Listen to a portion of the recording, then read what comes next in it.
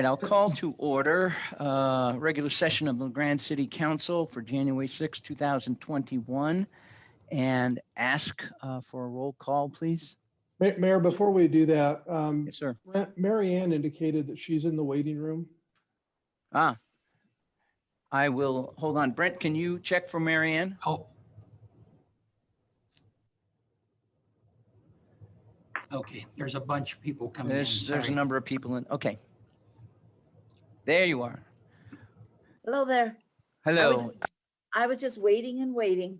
Okay, and we've got a lot going on in chambers and Okay. with Brent this evening, so we apologize for That's okay. missing you all.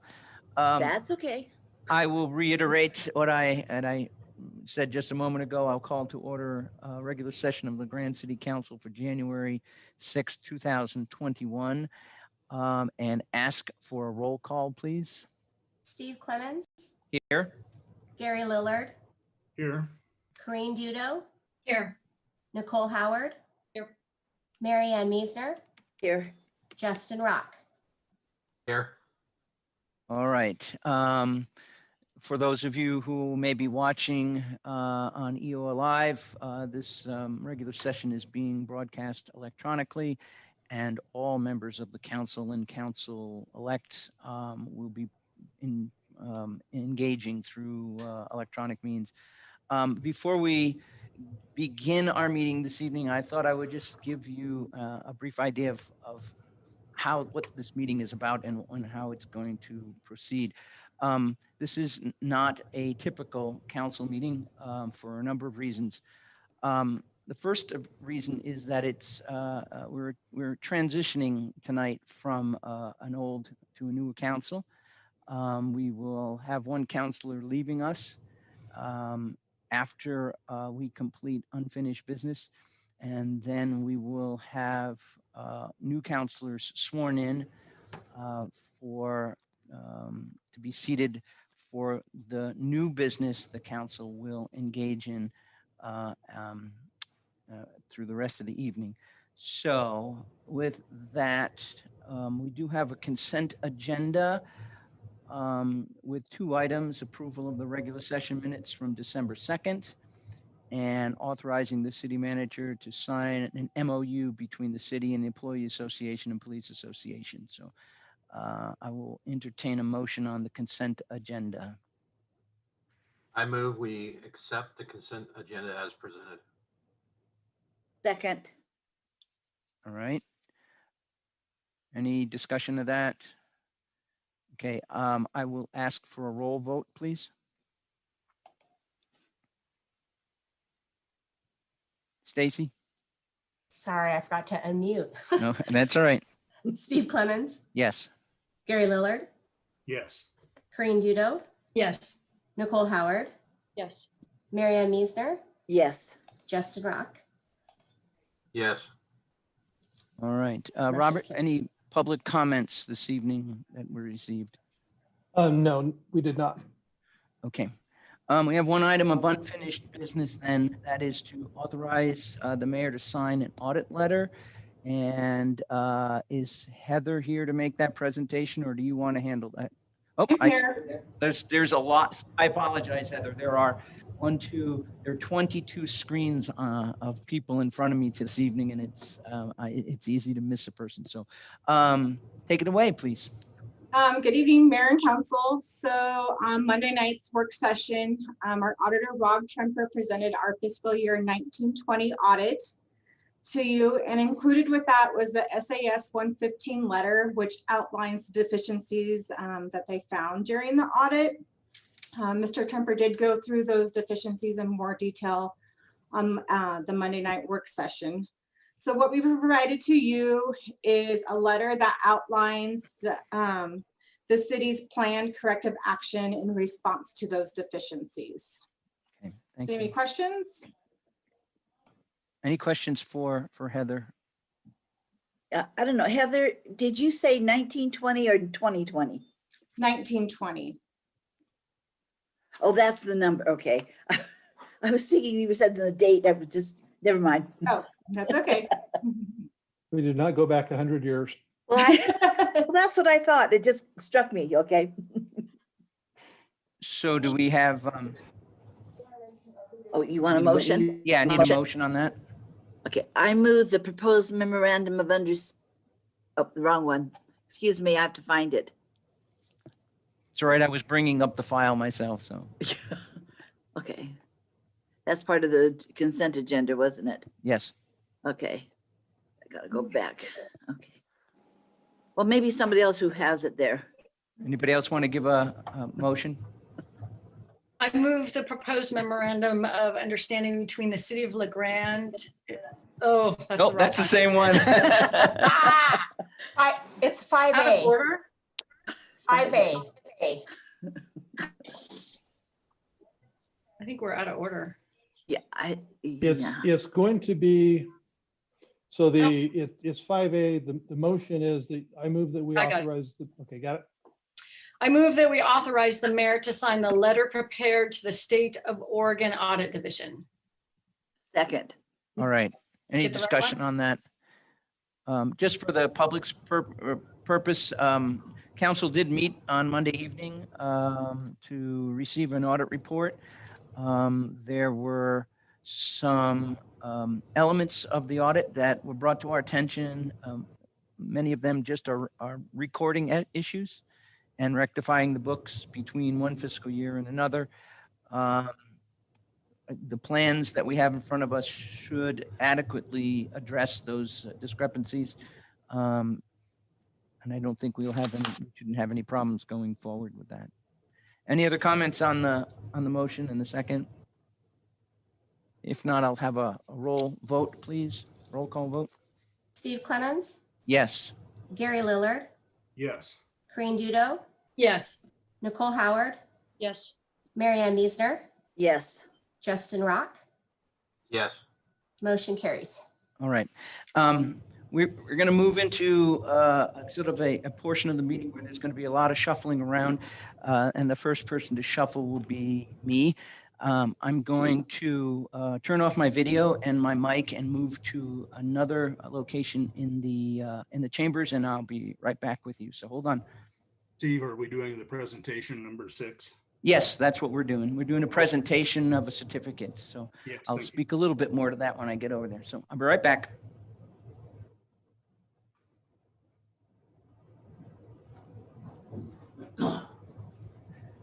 So can you see me now, Brett? Yeah. Okay. So I'm in chambers, just around the corner just around the dais from where I was seated before. For the last 4 years, we've had the great opportunity to work with Corinne Dudo as a member of the City Council. And this evening, after this presentation, she'll have an opportunity to make a brief comment. I'm going to show you the certificate very quickly. A little higher. Good. So that's the certificate that Corinne will receive. It says, Certificate of Appreciation presented to Corinne Dudo, the Grand City Councilor, January 4th, 2017 to January 6th, 2021. With sincere thanks and appreciation for your dedication and service to the citizens of LeGrand. Your time on the council has been a pleasure for me. One, because we're friends, and two, because I've really admired your commitment and the research that you've done and the voice and integrity that you've brought to the council. And with that, I'll turn it over to you to make whatever statement you think is appropriate. I'm going to go sit back down.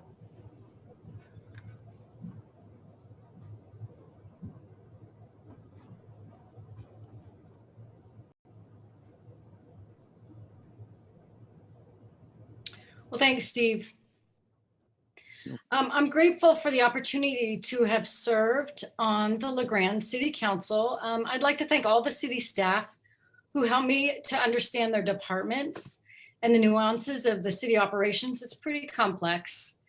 I think this council has done some excellent work on behalf of our citizens. I appreciate how this council thoroughly researched and thoughtfully and respectfully discussed the issues that came before us in the last 4 years. Sometimes the issues were mundane and sometimes they had significant impact on the city. We have improved transparency and done our best to make decisions that have had a positive impact on all of our citizens' lives, livelihoods, and neighborhoods. I feel we worked together as a team with integrity and came together with our diverse viewpoints on many issues. I implore the incoming council and future councils to spend time to research all aspects of each issue before them and to represent all the citizens of LeGrand, not one particular group. Do not be tempted to work on any deals that primarily benefit your personal affiliations or preferences. Our city government structure was intentionally established as a nonpartisan body in which all councilors and the mayor have an equal voice in order to represent all of our citizens fairly and equally. This council is here to represent citizens from all incomes, ages, religions, personal beliefs, and neighborhoods. Remember and consider in your decisions our children, our senior citizens, people with disabilities, low-income citizens, and our locally owned businesses. I hope the incoming council will continue to work cooperatively to preserve our public services and to improve the quality of living here in LeGrand for all of our citizens. It's been an honor to work with this council and our excellent city employees to represent the citizens of LeGrand. Thank you all for all of your hard work and dedication. I hope to continue to serve the city in the future. Thanks. Thank you very much, Karina. Appreciate your time, and I'll see you around, I'm certain. Yeah. All right.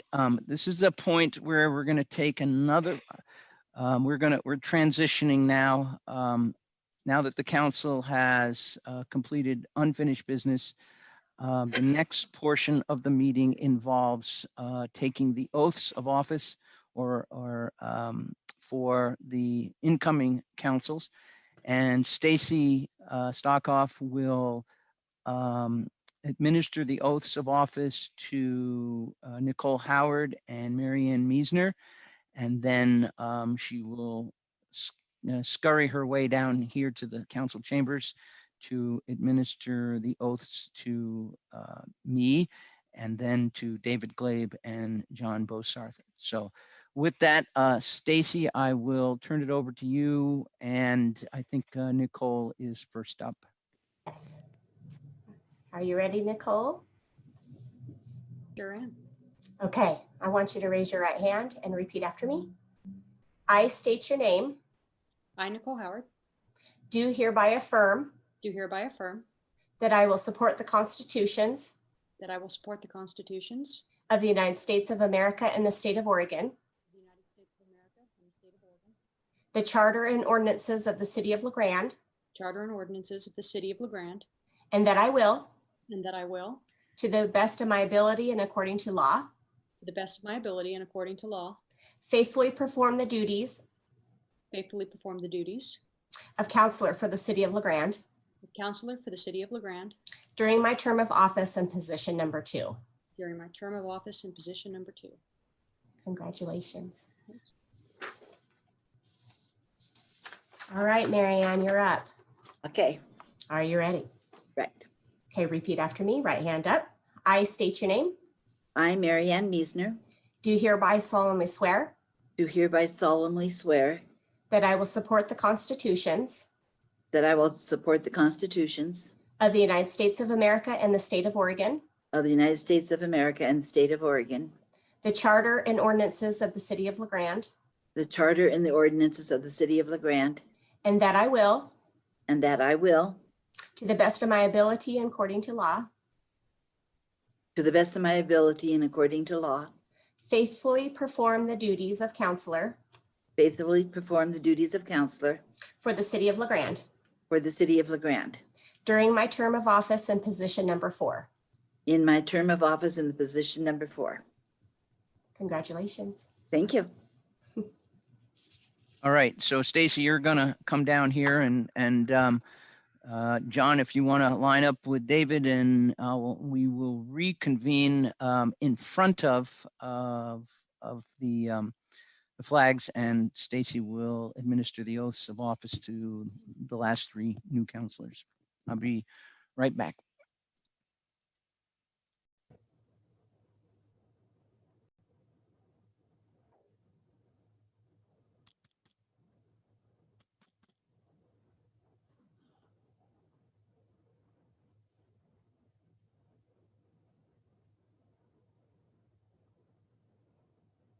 You can see us from here. Yeah, talk loudly.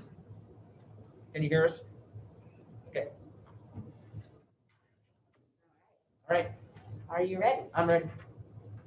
Repeat after me. All right.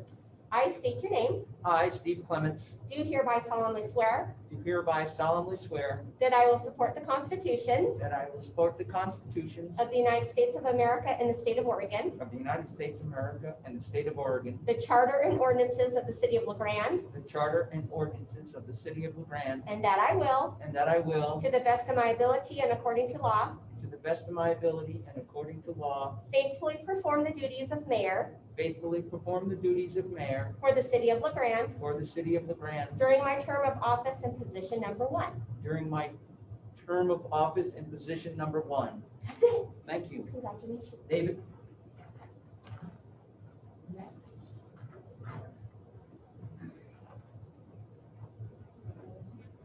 Raise your right hand and repeat after me.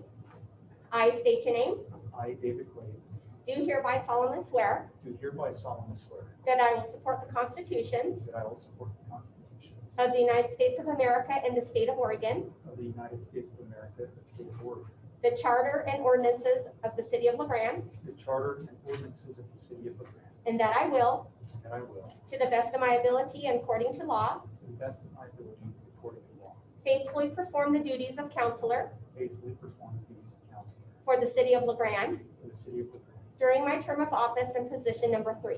during my term of office in position number 3. Congratulations.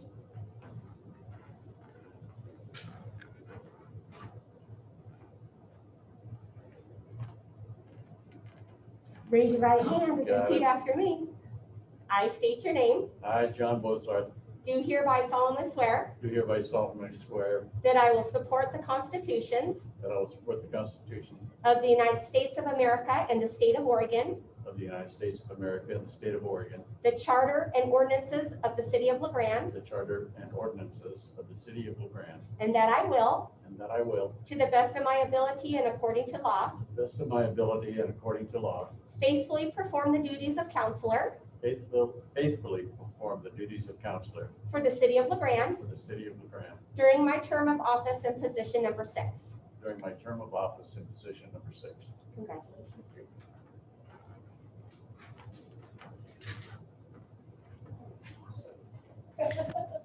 All right, we're in a little bit of a cusp here while people resume their positions. Council is adhering as closely as possible to the requirements for masking and social distancing. That's why we're scattered around City Hall and masking while in the presence of other people. And as soon as I see John back on screen, then we will reconvene as a council and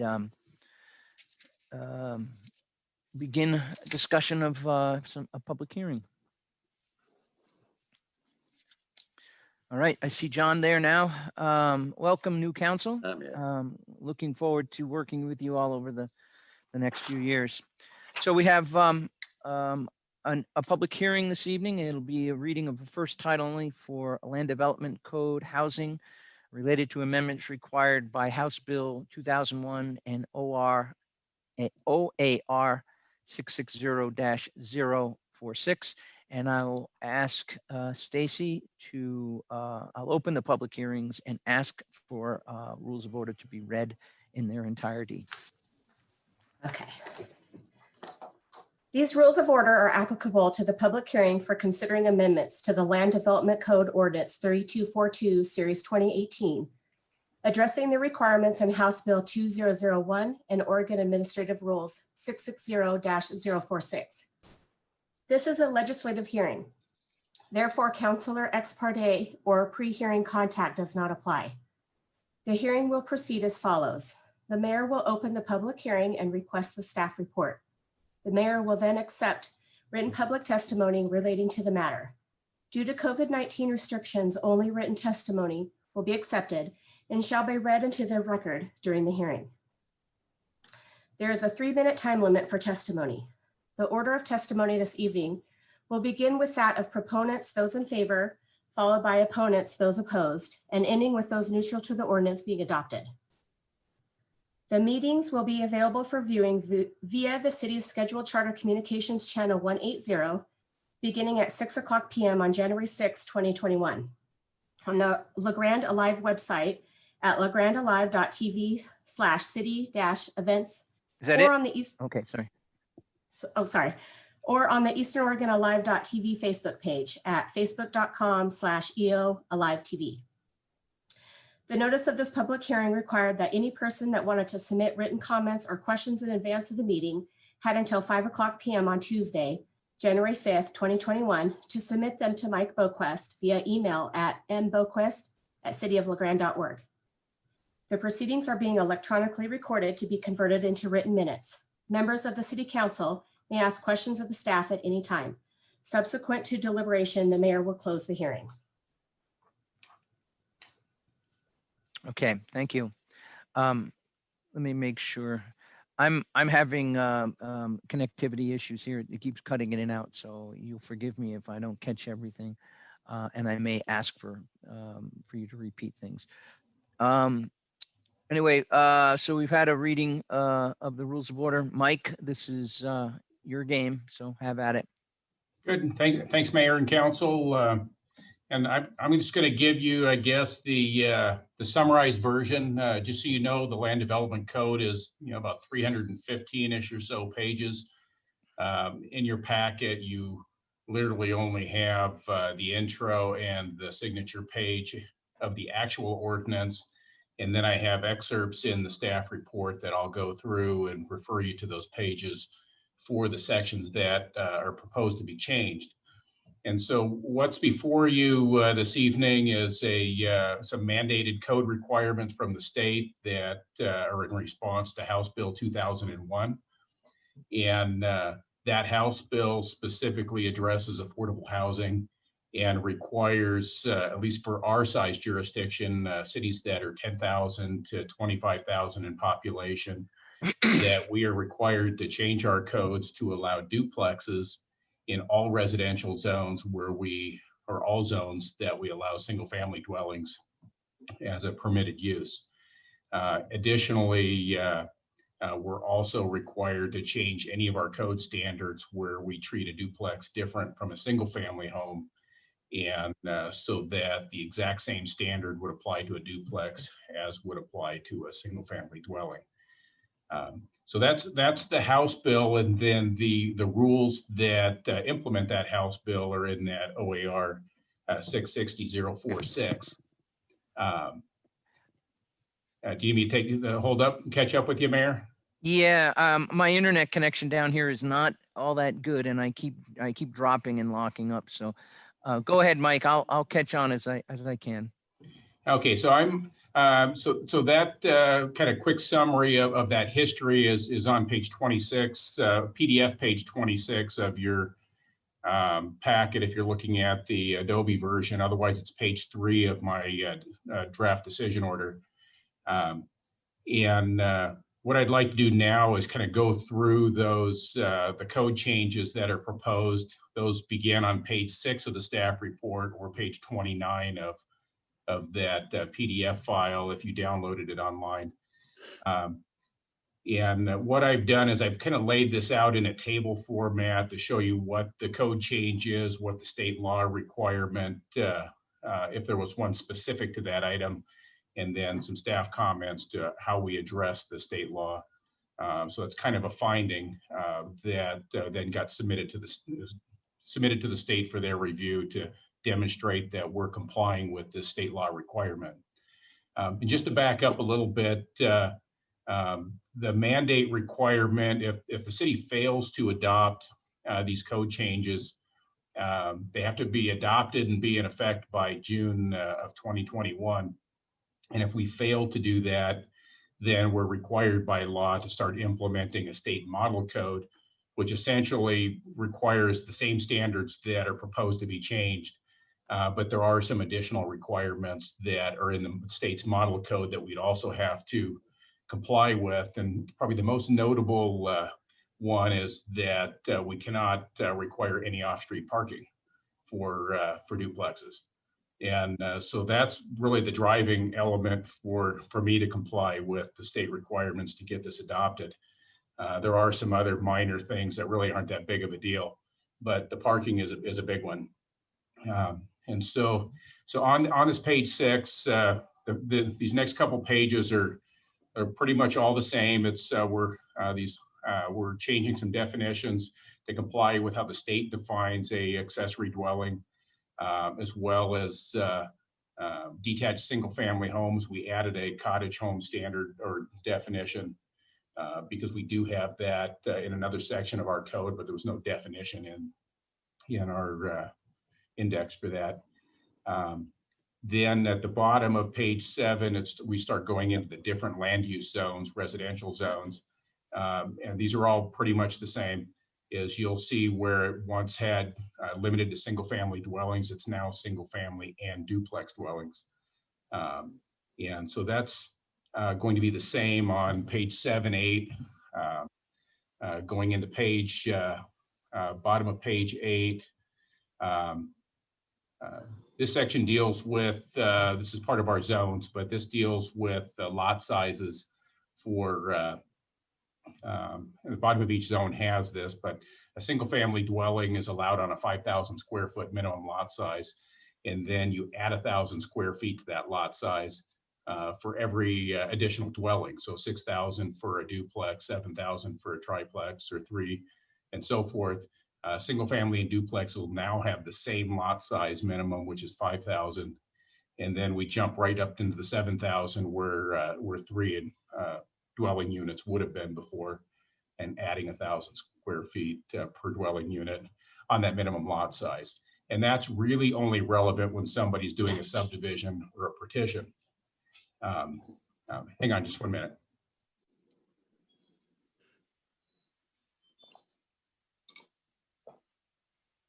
I just got a message here. Marianne, did you have a question before I move on?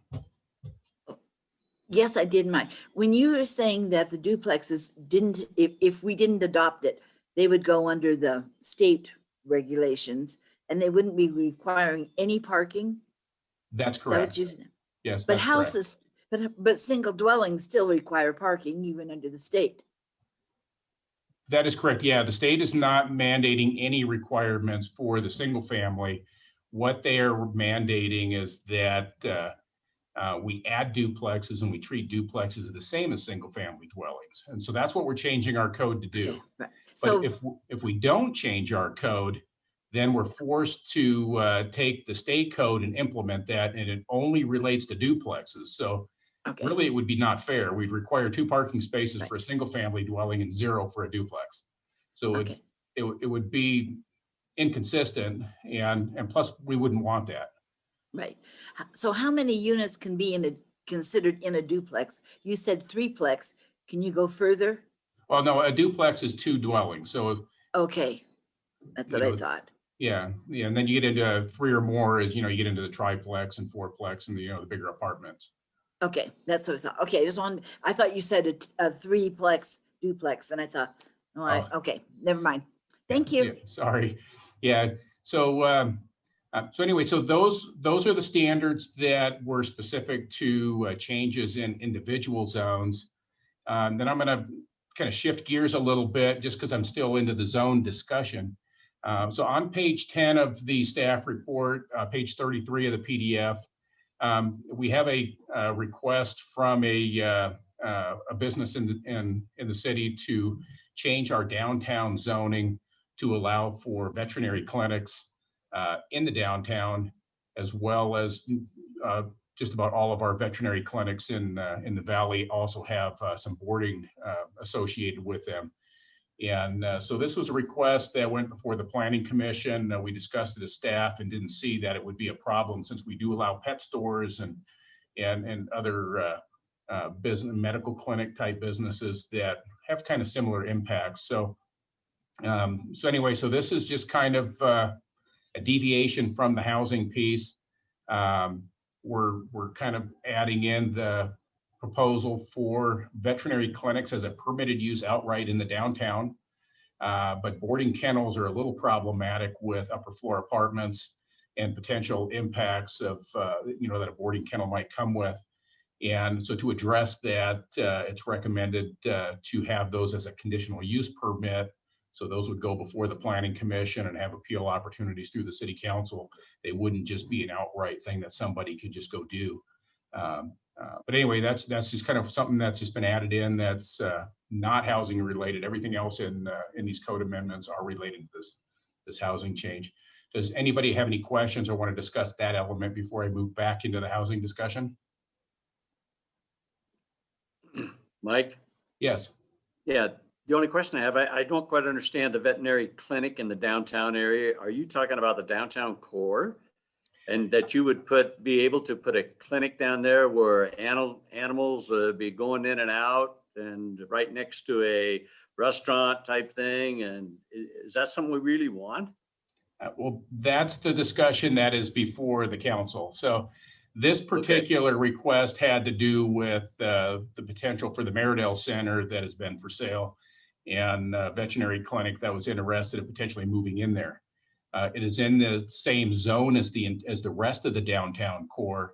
So we can't apply a standard to just a single property. So by adding this in, it would create this opportunity throughout the downtown core. And so that's the discussion that's before you is, do you support this or not support it? And do we delete this from the proposal or do we accept it and kind of move on and adopt this in the end? So we can, as a council, vote to remove that piece. Would that be that would be after or during the second reading part of this? Okay.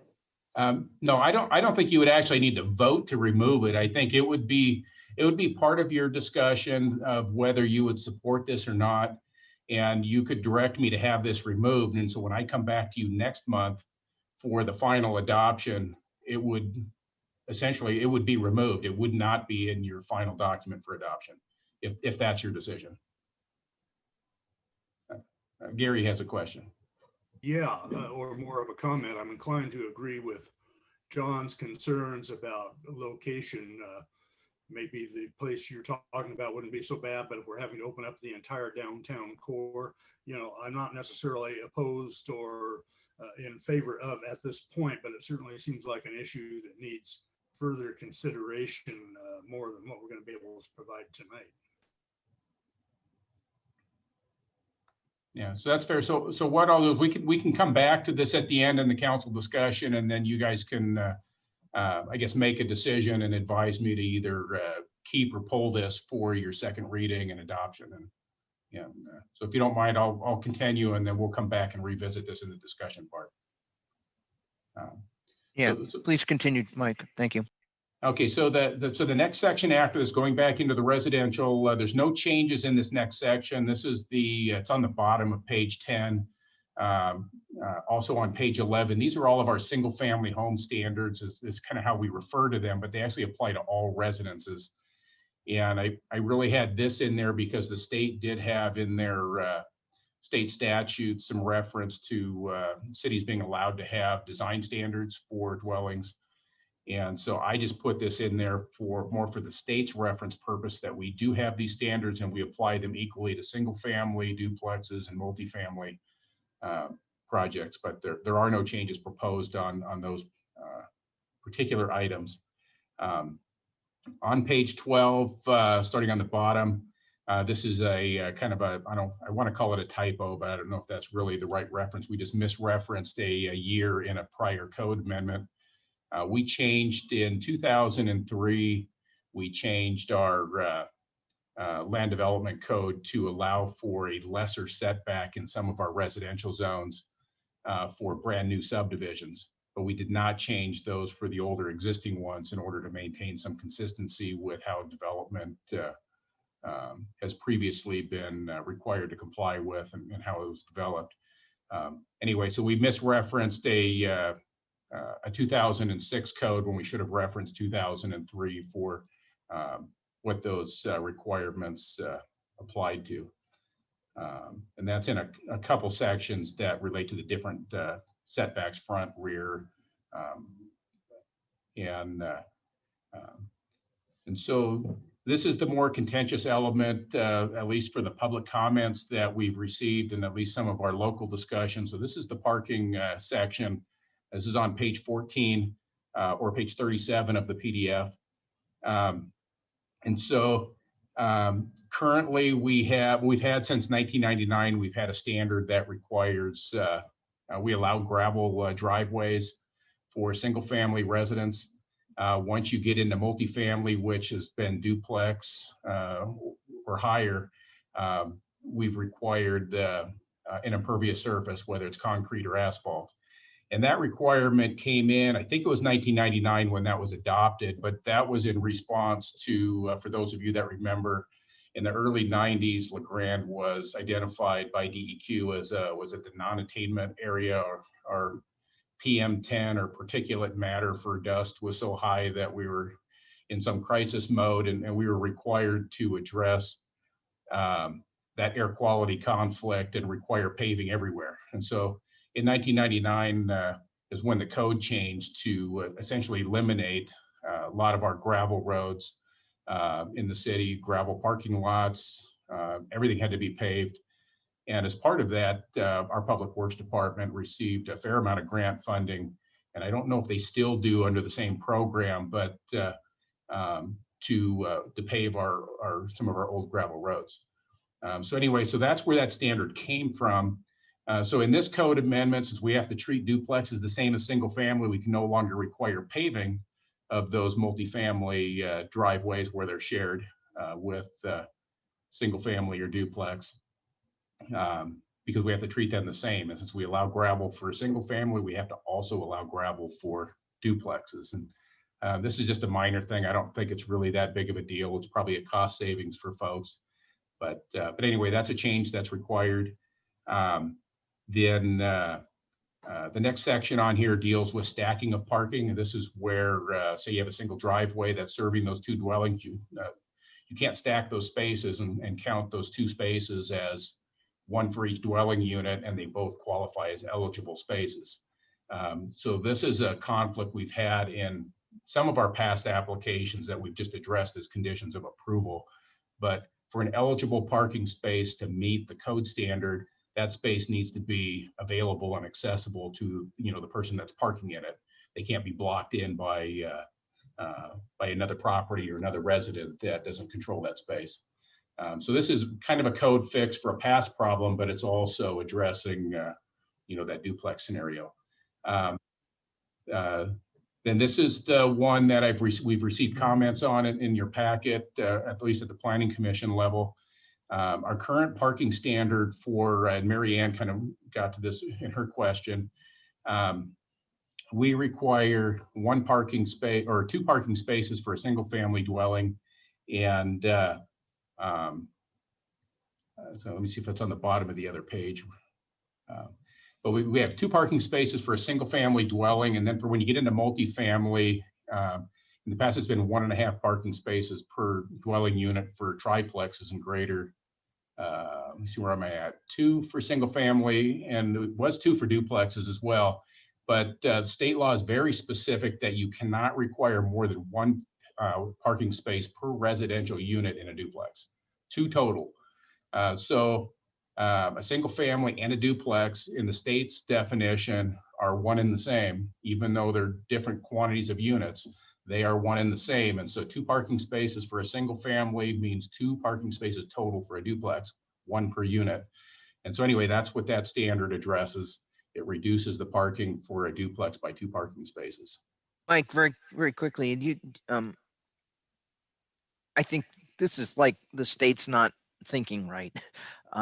Is there any possibility that on this particular thing, they might change their requirement and then we would have to go back and revisit our code? Or, I mean, this seems to be just a little crazy. And I think it could have been addressed at the state and not have been a big issue. I personally, that's what I think. But what do you think about them? Is there the potential that they're going to review this particular element and maybe change it to something more realistic? No, I was actually on the committee that I was the only rural city on the entire committee that was essentially made up of housing advocates and large cities. Like I think Portland was on there, Beaverton was on there, Salem, so the committee was essentially stacked with big city, or the committee was stacked with large city constituents and a lot of housing advocates that pushed for these code changes. And I represented the city of Ontario, Pendleton, Hermiston, Prineville, and I kind of took on the role as their spokesperson. And this was our hot issue of for all of us in rural areas, we need parking. We have folks that rely on their vehicles to get to work and they commute. We don't have rail transit or a robust bus system where folks can essentially get rid of their vehicles. And but the state's argument is if you give them a parking space, they will buy a car and fill it. And if you eliminate parking, that forces your community to look at alternative modes of transportation and go that direction. And they really were not interested in the comments that the rural communities offered. And so this was before that Oregon Revised Statute was adopted. These discussions occurred, and the state still pushed that forward. And this is actually adopted in state law, so this is required. And they were actually pushing for 0 parking spaces. They think on-street parking should be able to accommodate all parking, period. That no parking should be required for anything other than maybe commercial uses, but all residential. They're even looking at apartments and those type of things is they think 0 parking is the way to go. So anyway, so that's kind of how we got to where we are. And we're, if it does change, it's probably not going to change for our benefit. It's going to go the other direction. And so anyway, so that's kind of what we've got. And so then the next code standard, this is the last one that's proposed to be changed. This was, when we created it, I thought was very innovative and was a great thing for us. And this is part of our private street standards. Is we have scenarios where properties have a very hard time getting a full width street on there because they're narrow, and so we struggle with getting infill development to get housing on some of these cut up pieces of property in the city. And so a private street is an option that folks have looked at because they're narrower, they don't require sidewalks, they're privately maintained. The city doesn't own them. Public Works doesn't deal with those. But so we do have a standard for what that looks like. And then the current standard is 36 feet wide of asphalt. So it's 2 travel lanes and parking on each side. There's no curbs, nothing beyond that, just gravel shoulders. And then we have the ability for a developer that really has some constraints to narrow that street to as narrow as 22 feet and eliminate the on-street parking, but that's in exchange for creating off-street parking in their property or a parking lot to offset the parking they've eliminated on their street. And through this code change, we are no longer allowed to require off-street parking, that additional off-street parking for single family and duplexes. So it essentially kills this incentive option for developers to build the private street and be able to creatively make it narrower in order to fit their scenario. So what we've done in order to try to salvage this incentive is, rather than making that that parking that they displace on the street, putting it on the private property, extra spaces in your driveway, for example, they now have to create kind of some on-street spaces. They can move those up and down the street, create some angled parking, in other areas in order to, so they'll have wider areas and narrow areas. So they're going to have to be real creative in how they maybe move that on-street parking and how it's oriented in order to kind of, fit a private street into a really tight property. But anyway, so this is kind of our stab at trying to salvage that and still maintain it as an incentive rather than completely eliminating the option for somebody to narrow their street to accommodate development. But So John, Mike, how is that going to play out for someone who converts an existing home into a single family that is a single family dwelling, and they convert it into a duplex? And are they going to have to provide for those on-street parking locations? I mean, what does that mean? They just? Yeah.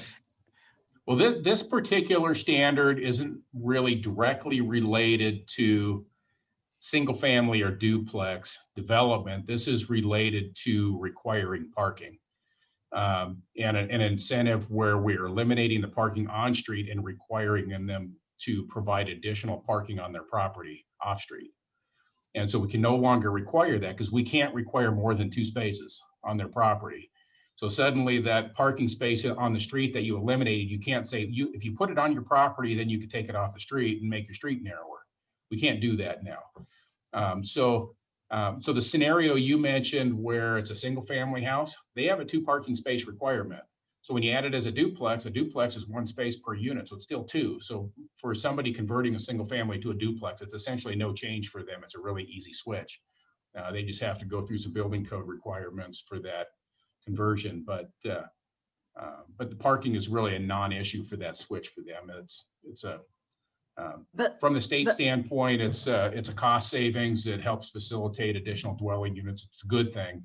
But from an impact standpoint, it's not good for our community just because it creates those additional parking impacts, pushes all those extra vehicles. And when you have, for a college town, and you have 3 to 5 college students sharing a home, and they only have 1 parking space now in a duplex, but there's 5 cars, where do the other 4 go? Right. Mary Ann, you had a question. Yeah. So Mike, what about an older house that doesn't have more than a single parking now, and they want to convert it to a duplex?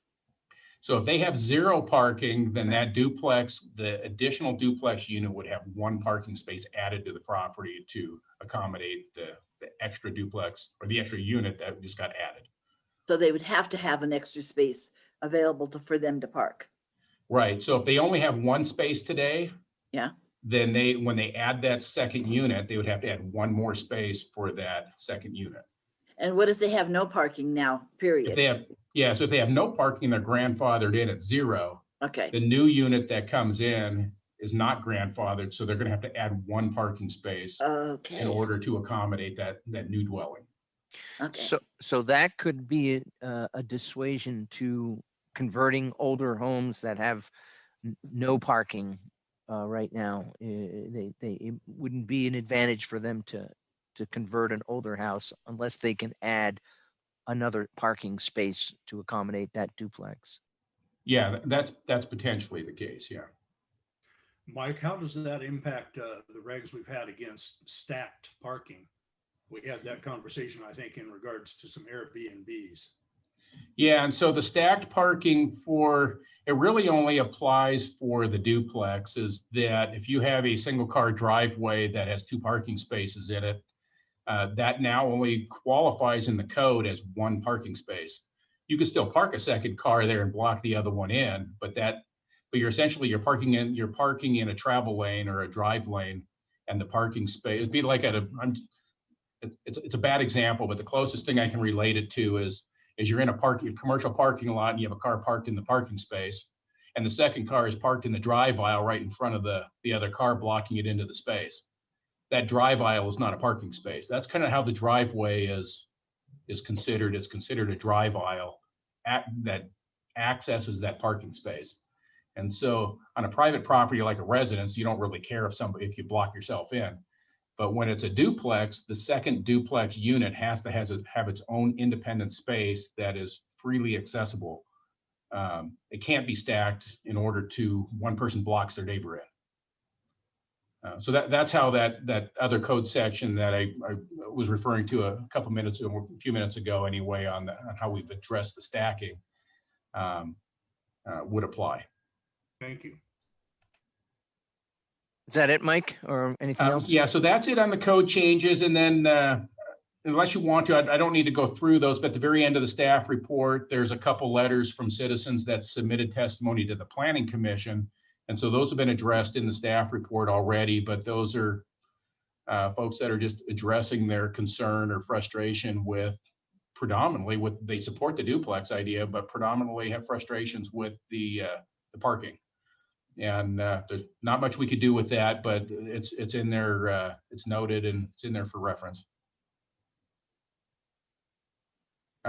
You're muted, Steve.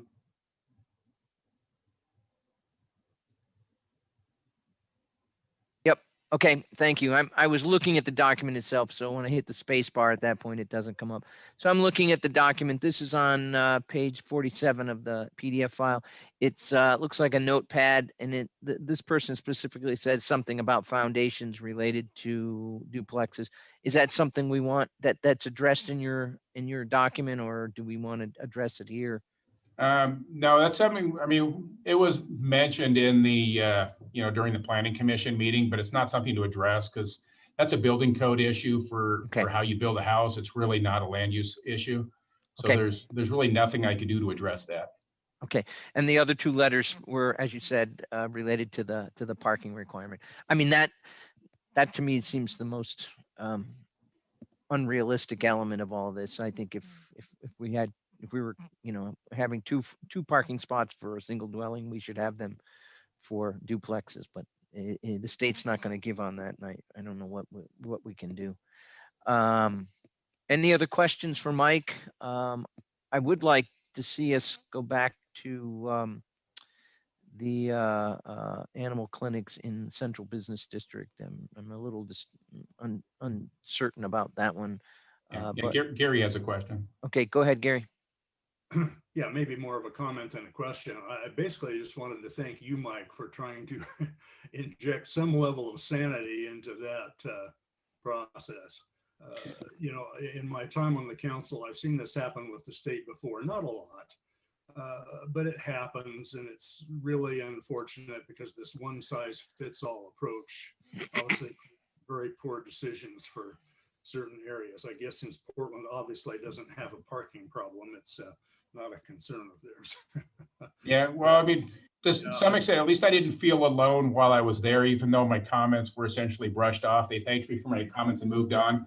I did have some supporting comments for folks that were from large cities that were very passionate. So the community development director for the city of Corvallis was not at all in support of the parking requirements because since they are a college town, they have significant parking issues in their neighborhoods. And so they found that very problematic, just as we did. And then kind of on a different example, the city of McMinnville community development director had very similar concerns, except their residents are predominantly commuters that commute to Tigard and Portland. And so while they're not a college town, they have a lot of families with a lot of vehicles just because they rely on commuting and they don't have transit. And so even the large cities that are they're actually subject to more restrictive standards than us. So we're fortunate we're in this 10 to 25,000 population. If you're over 25, you're also allowing triplexes and fourplexes. And they spent several months, beyond the small city discussions, dealing with the mandated requirements that they were getting handed. So in a way, I should feel fortunate, but I don't. But because I think that we kind of got the short end of the stick. They have more money and more power, so they had a little bit more influence in the outcome, even though I don't think really any of them are thrilled. But well, thank you anyway. I mean, I know it's going to do absolutely no good, but I will put on the record anyway my critique of the state for this process, which is not the first time they've pulled this. But thank you very much. Yeah, thank you. Very good. Do we want to come back to the central business zone animal clinic thing? I'm just going to come right out and say I'm not really in favor of that. If this was placed in there because of requests for one building, I'm even less interested in it. But I can't imagine having an animal clinic where animals are being kept overnight or housed temporarily or even in the long term, right next to a restaurant, or even a salon, a boutique or something like that. I don't know, be my choice if we could just take that piece out and keep the central business district just about the way it is. But go ahead, Nicole. Didn't we have that pet grooming place right downtown near the Peak Fitness? Terry's Pet Grooming. It's been there since I moved here. I don't know if it's still there, but I'm not necessarily for this, but I'm just pointing out that there have been animal businesses in the downtown. Yeah, but that wouldn't be, I don't think that would be the central business district. No, it's, yeah, because it's right downtown. It was right Okay. next to the Blue Mountain Outfitters. Yeah. Okay. And then, you know, I mean, then in addition to that, we had the pet store on Jefferson for a number of years. I mean, it's been gone for probably 10 years now, but we had a pet store on Jefferson, kind of down by the Calvary Chapel Church, which is now, what's the new hardware store? The Ace. True Value or whatever I it thought is. it was Ace. Isn't a pet store completely different than a clinic, a vet clinic? They are, and you know, they still have animals. The two are compatible then. Yeah, and so that's the discussion, and I think from my perspective, I think I was less concerned with the actual vet clinic itself being in there. I was more concerned with the animal boarding and animals, you know, staying there long term. And I didn't really think about it with the restaurants or stuff next door. My thought process was more barking dogs, and what about all the apartments that are on upper floors downtown and the impact to the residents that live there. But I mean, I think your points are well taken and you know, worth having this discussion. Go ahead, David. So, Mike, is it possible? I mean, I think you mentioned specifically the Meridell Center, and as I think about this, I mean, the Meridell Center is a building a little bit isolated from others, and I don't know that I would see a problem putting an animal clinic or a pet place in there. But as far as a general, way of changing those rules to allow any kind of animal thing to go in anywhere downtown, I don't think I would support that. But, is there a way of keeping that as a conditional thing where on, a case by case basis, we might be able to say, well, that's okay in the Meridell Center, but it may not be okay, somewhere right downtown on Adams kind of thing for a business like that. Yeah, to some extent you could. So you can't create a standard that would only apply to one property or just a handful of properties. And so when you create the standard, it's going to apply throughout the entire zone. It'll apply equally. And so one option, at least the way it's proposed right now, is the vet clinic is proposed that would be as a permitted use outright, much like a medical office would be, or the dog grooming or a pet store. But what you could do to come closer to addressing your point is you'd make either one or both of these conditional use permits, and so that at least it's a higher level of public notice, public process. The Planning Commission would review all of those applications on a case-by-case basis. I'd certainly be more inclined to make it a conditional use permit than I would an outright use, that's for sure. Yeah. Yeah, and so that would be the option, but just to be honest, when the way the conditional use permits work is they're fairly subjective on neighborhood compatibility related issues. I think it's a good way to go, but I think you run into a little bit more of a subjective review when an application comes in and it's based on who participates, who pays attention to the notice that came in, and the decision is really kind of made based on public comments, kind of like the issue we're dealing with tonight. If nobody commented and raised any objection, we'd all think it's great until we actually adopted and implemented it, and then suddenly we would start experiencing negative conflicts and wish we rethought it. So I guess part of that, if we did a conditional use permit, it'd be pretty good to have a discussion at some point to maybe we revisit our review criteria for conditional use permits and make them a little bit less subjective, so that at least we kind of define what is neighborhood compatibility and what does that really mean, because that means something different to everybody. Right. So, Mike, as I read this, it says the city code allows for pet retail stores, which may include pets for sale and pet grooming. So it's almost like we're allowing some things related to animals down there. I think we should either make them both conditional uses, or I think we should just pull them. I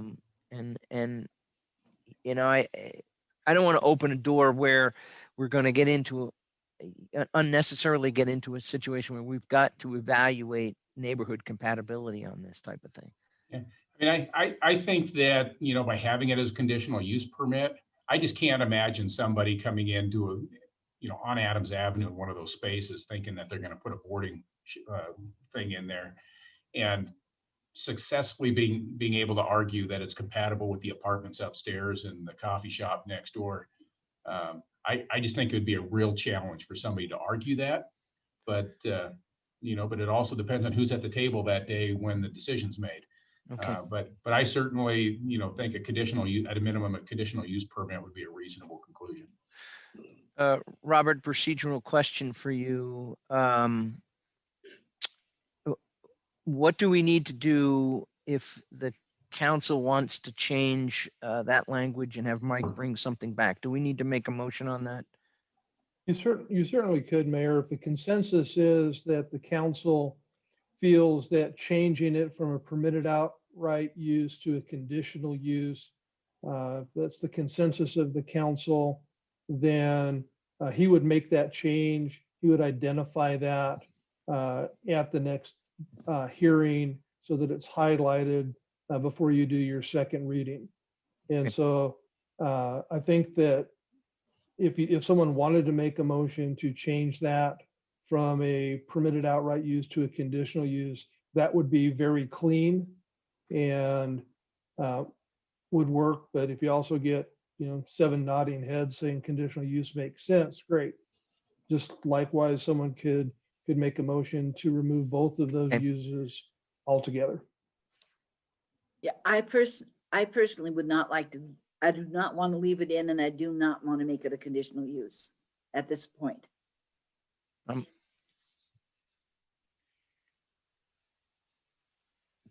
It's cutting out on me again. Marianne, could you repeat that for me? I said I am not Okay. inclined to leave it in as a condition, to have it in there, nor to put it in as a conditional use. I just don't think it needs to be in there at all. Not a vet clinic. Okay. So what are other counselors thinking? Do we need to make a motion? Can you hear me? Mhm. Okay. Again, my internet is kind of sketchy here, and everybody else is frozen, and I can't see it. Okay, you're coming back. So do we need a motion to remove it from the work plan right now? Not the work plan, but I don't have that with me in front of me, but. I think we have. Well, I would entertain a motion to remove it if that's what. Yes, that's what I would like to do that. I'd like to remove it. And so you're saying remove the permitted use and the conditional uses? Yes, that is my motion. Okay, so all of section 2208B and 2208C would be Good, removed. because I don't have that up in front of me right at the moment. Okay. So that's a motion. Do we have a second on that? I'll second it for sake of discussion and voting. So Mary Ann is suggesting we remove everything out. We just not even have it as a consideration. Any comments on that? I want to say. So man, remove are you the word- saying that?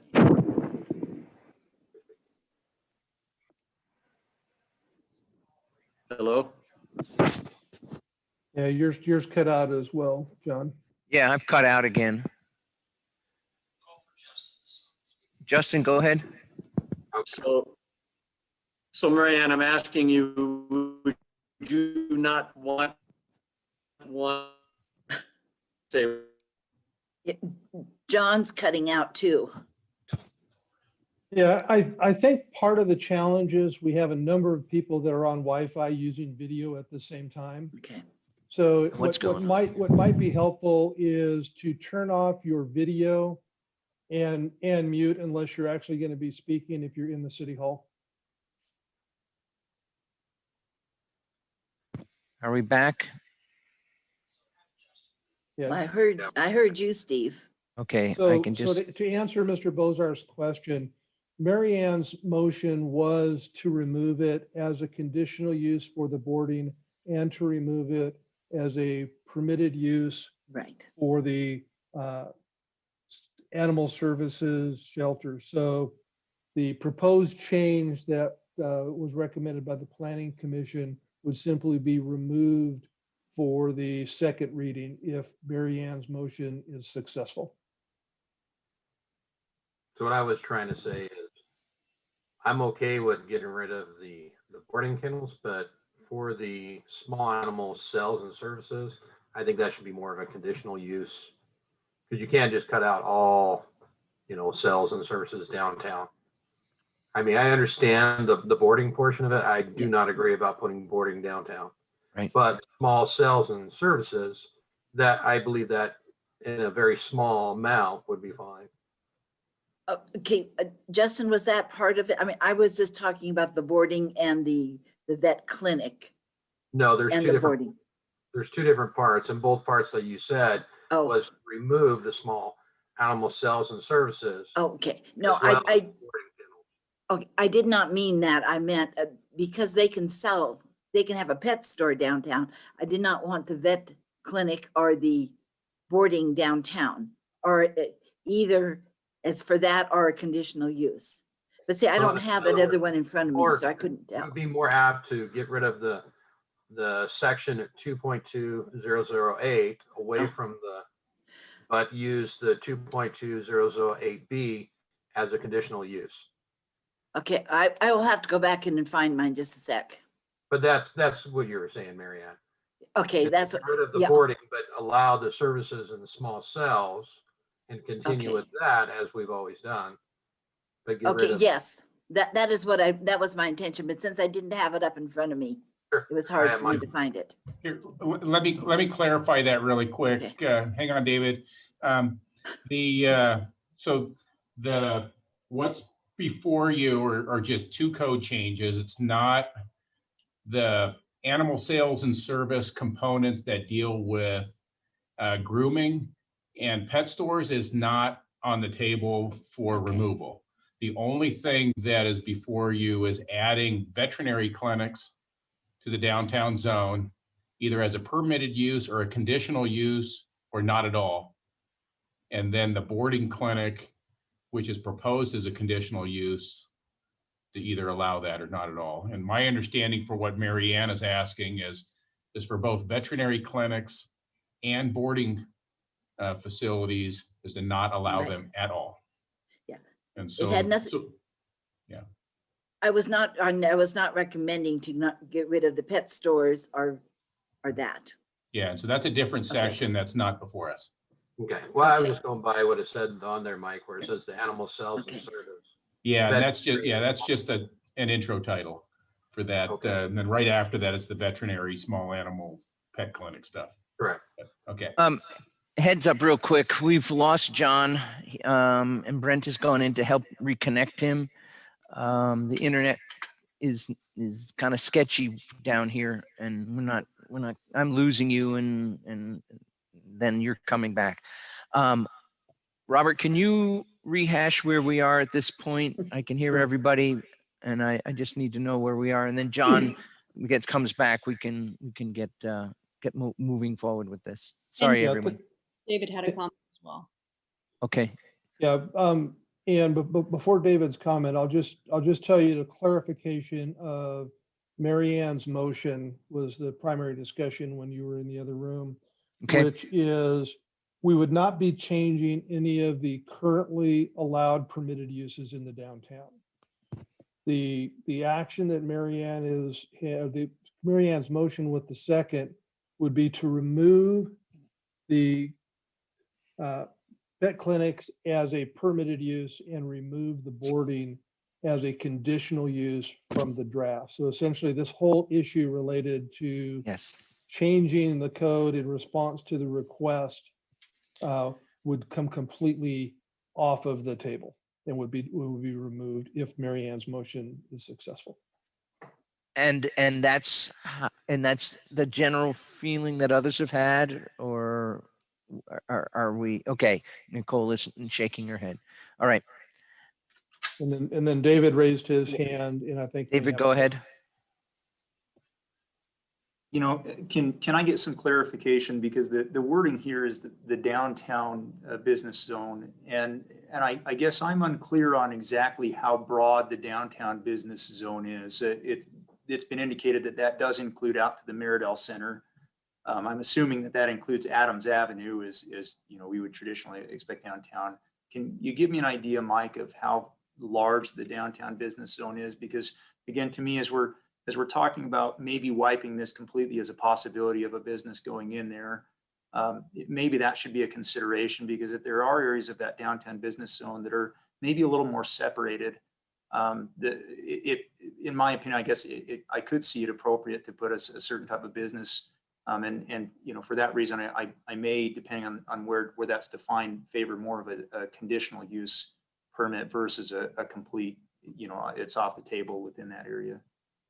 Yeah, so to give you the parameters, 4th Street is the west boundary of the downtown central business zone. So essentially City Hall, you'd have all the way down to Spring where the old West Federal Credit Union is. And then Spring is kind of the south boundary till you get over to Washington. So it kind of creates, so it includes, I think, the Presbyterian Church, the post office, there's the Bobolink, Meridell Center. So those are kind of on that south end. Jefferson is the north boundary of that. So everything that is on the south side, like the Napa and Eastern Oregon net, all the way going east until you get to Greenwood. So Greenwood is the east boundary, essentially where Goss Motors is. So anyway, that's kind of your parameter. So Jefferson, 4th Street, you kind of Spring, and then it kind of hooks onto Washington, and then Greenwood is that east boundary. So it's a pretty large area, and there's a very wide range of uses in the downtown. Okay, we've had a bit of discussion on this. Just to reiterate, Mary Ann's motion was to remove both elements of the code changes proposed, and that would be to remove animal sales and services, which include veterinarians, small animals, pet clinics, dogs and cats, hospitals, and animal hospitals as permitted use. And then also to remove animal sales and services limited to kennels, boarding kennels, and pet motels as conditional uses. So we would remove both of those elements in the code amendments that would be coming to us next month. Additional discussion. Okay, Stacy, could you give us a roll call vote, please? Okay. Steve Clemens, Yes. Gary Lillard, Yes. John Bozarth, Yes. David Glabe, Yes. Nicole Howard, Yes. Mary Ann Meisner, You're muted.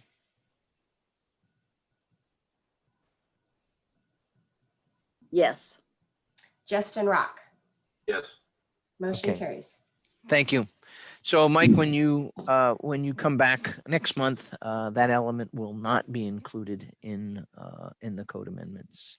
Yeah, so you'll see an amendment in the state. It'll be in the decision order, like you'll see it, but it'll have strike through.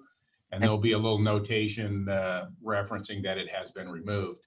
But you will not see it in the, at least for the mayor's purpose, in the ordinance, the final ordinance that gets printed for his signature. Okay. And if any other council discussion on these codes?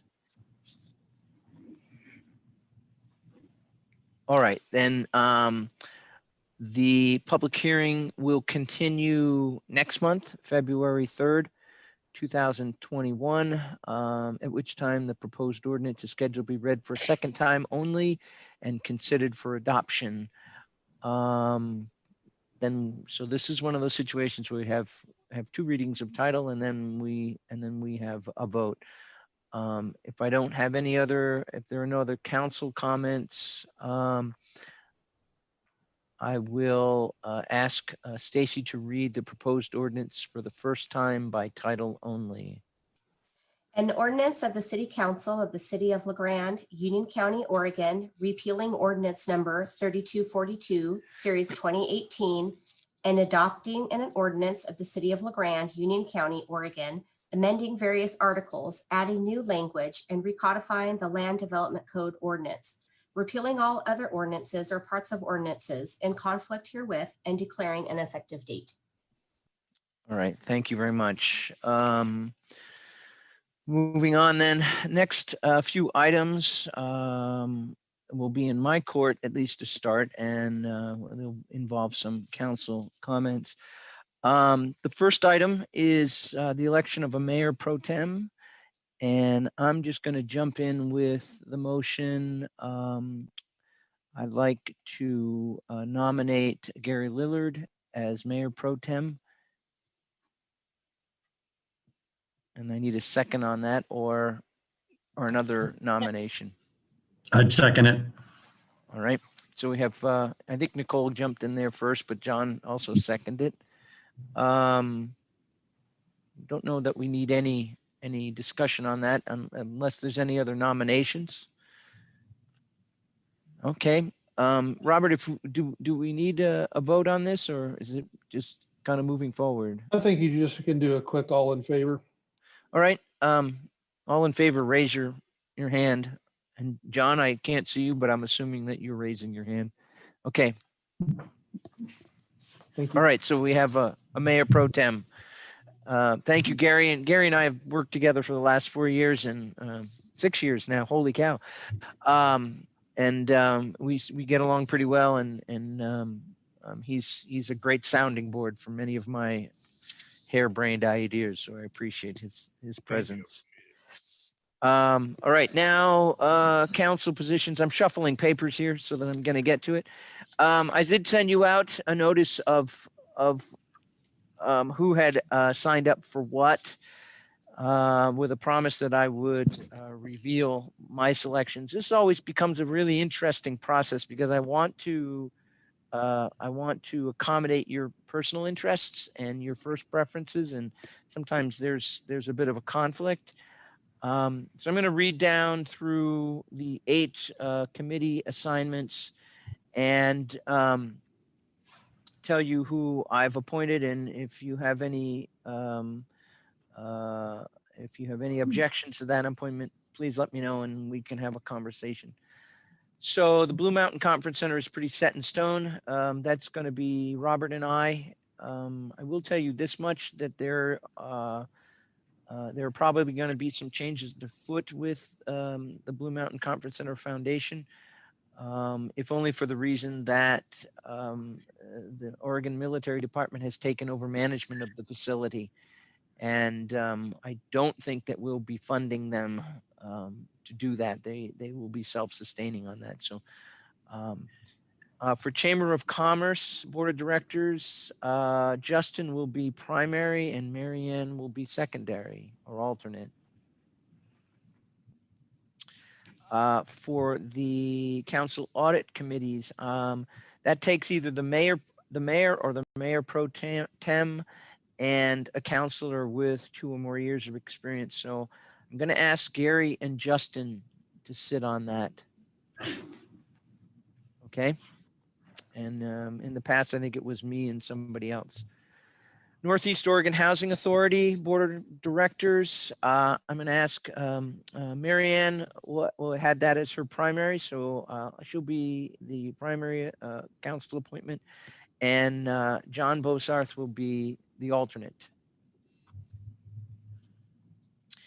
The much coveted Union County Airport Commission. And I will say this, that over the last year, that commission has been pretty active, and Corrine did attend several meetings as they discussed the runway extension.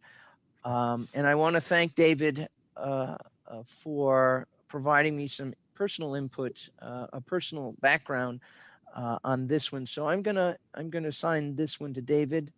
He has some really good experience in small airports, and he's now training to be a pilot himself.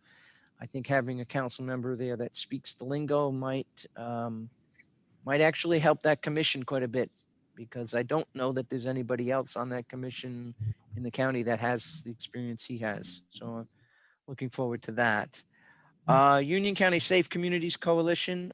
I will stay as the primary and ask Justin to be alternate. That's no change from the past. The committee, the coalition is going into its final year of federal funding, and they are working on sort of sustainability ideas of how to stay funded over the next few years. So that this next year should be pretty interesting. Union County Senior Council. I'm going to ask Gary to. I lost you. Okay. Steve. Sounds like, yep. I'm going to turn off my. I'm turning off my mic. Can you hear me now? Okay. I'm turning off my video because that'll help the audio. So Union County Senior Council, I'm going to ask Gary to be primary and David to be secondary or alternate. And finally, the Union County Tourism Promotion Advisory Committee, Nicole will be the primary contact and Marianne the alternate. Apparently there are some changes or some planning efforts underway, and having Nicole stay on the tourism as provides some continuity there. So those are my appointments. Anybody have anything to disagree about that? Okay. Next element is committee assignments, citizen assignments to committees.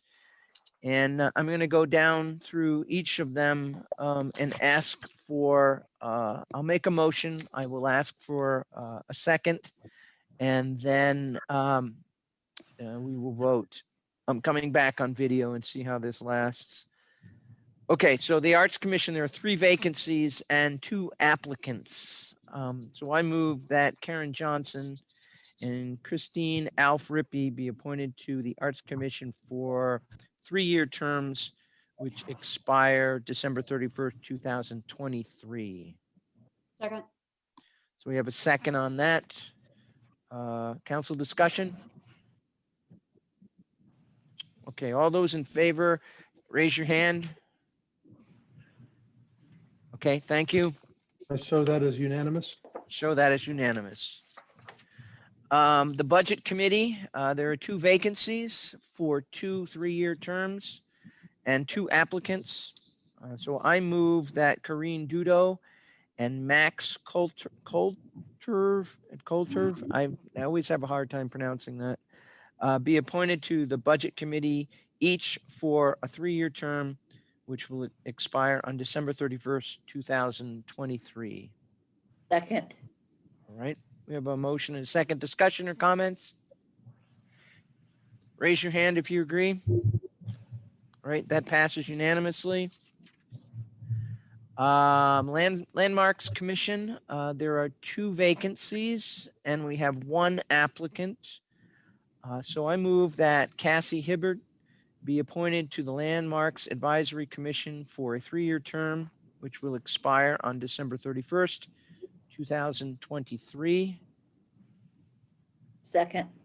All right, we have a second. Council discussion. Raise your hand if you agree. All right, so that passes unanimously. This was, for whatever reason, Library Commission is really popular. I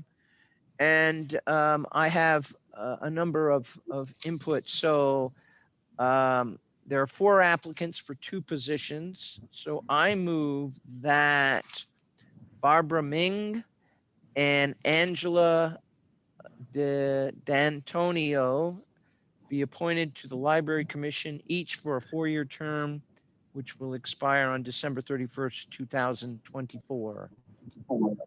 Second. All right. We have a second discussion. All right. All those in favor, raise your hand.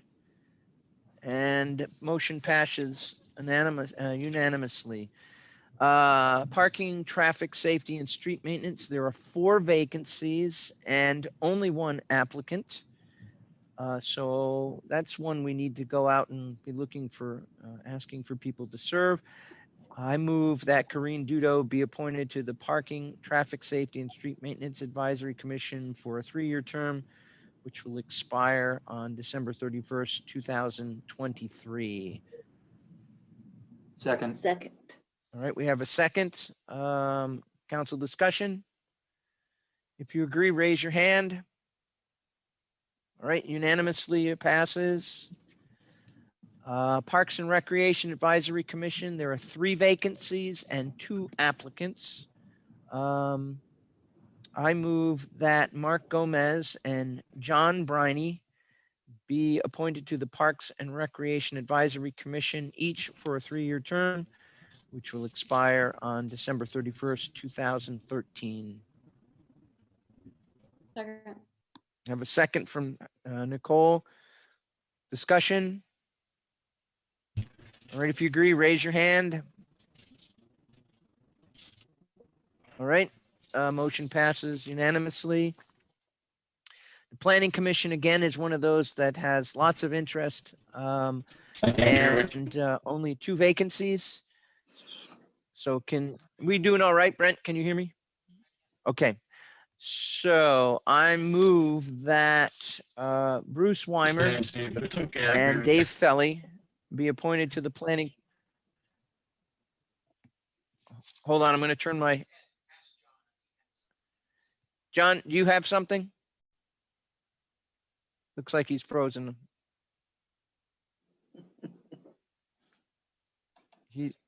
John, go ahead.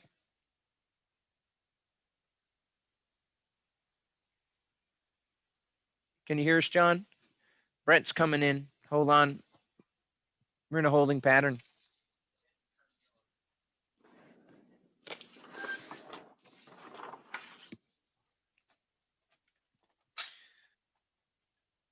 Robert, we probably need to boost our internet service in council chambers. Yeah, we'll get that figured out. Okay. This is the first time that it's happened, actually, so it's got to be the draw on the bandwidth. It probably is. I think also having I noticed that most people have shut their video off, and that helps. But I'm just wondering.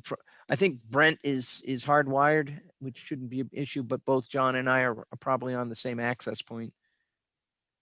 Yeah, and we can look at a way to solve that. Okay. Not that we're going to be doing this very often, but it would help. And it's fortunate that Brent is here and he can help out, John. He's just going to come out here and listen. Okay. All right. So John's coming out and listen to the rest of this, and I will relate his vote to everyone. All right. So we have the Planning Commission, 2 vacancies, 4 applications, and I move that Bruce Weimer and David Felly be appointed to the Planning Commission, each for a 4-year term, which will expire on December 31st, 2024. Council discussion. All right, all those in favor, raise your hand. I see John has raised his hand, so it passes and not unanimously. Mayor, did And we have a second on that? did we have a second on that? I think I John- did before we got cut off. Okay, Okay, thanks, Nicole. thank you, John. Okay, let me make sure, where am I?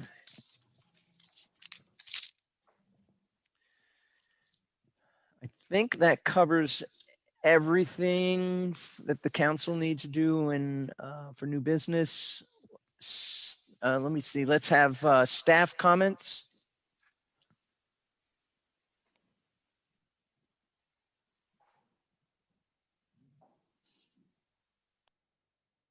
Go ahead, Stu. I see his lips moving, but I can't hear him. Stu is saying, never mind. Any other staff comments? Chief? Good evening, Mr. Mayor and councilors. I just wanted to share some good news with you all. We swore in our newest police officer on New Year's Eve. It wasn't actually in the evening, it was in the morning. His name is Jamie Carmen. He comes to us after working in the Union County Jail as a correctional deputy for the last 3 years.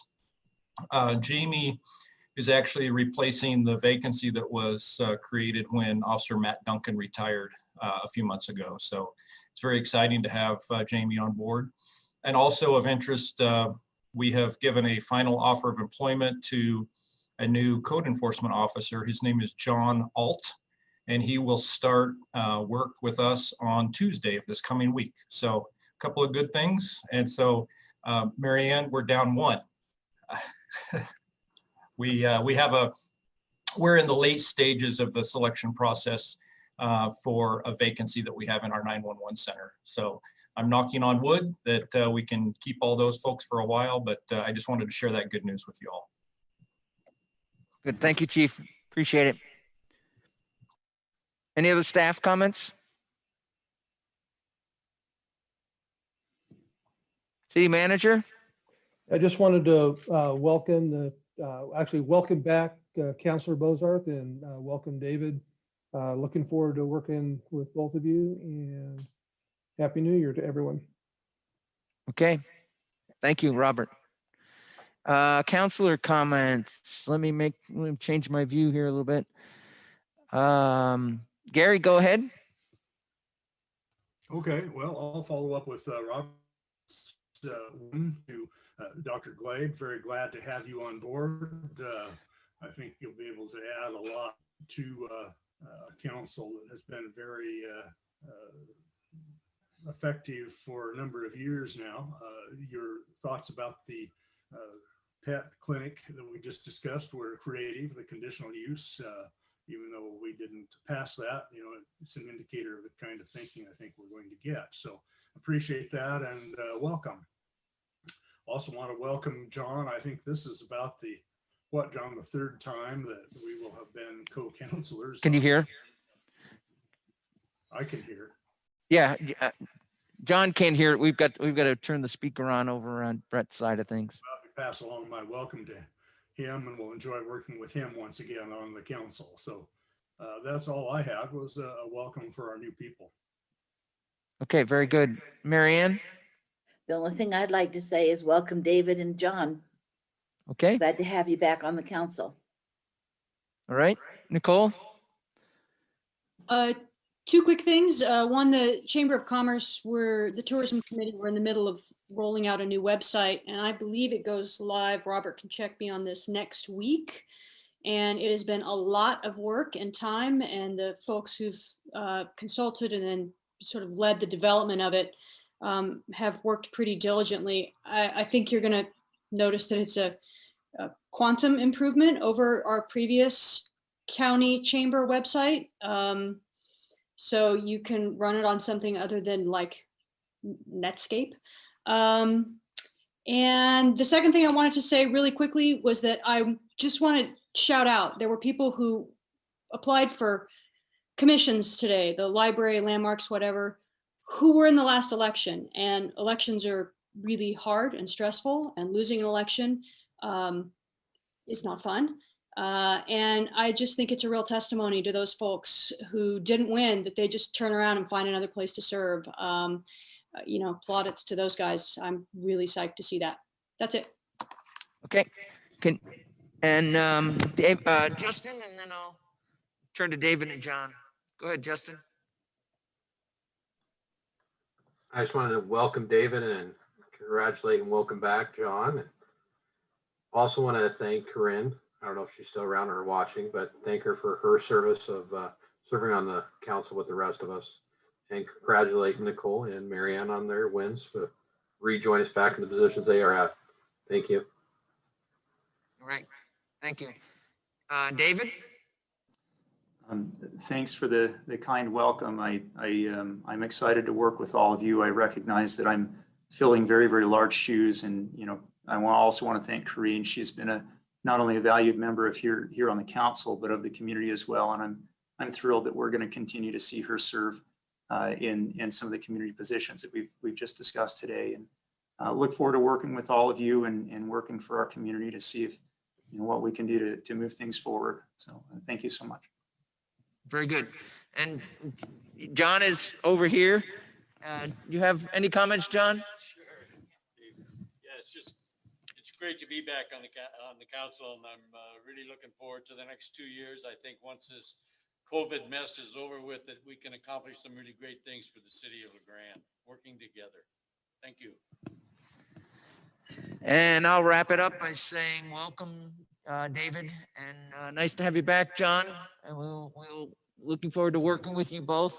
And I want to echo what John said. Once the COVID thing is over, we can get back to some sense of normality and moving forward with the community. Not that we're sitting on our laurels with trying to help people out, but it just seems like things are in a little holding pattern. But we'll get through it here shortly. All right. So with that, I'll close our meeting and look for you. We have council retreat at the end of the month. Robert, do we have any work sessions scheduled between now and then?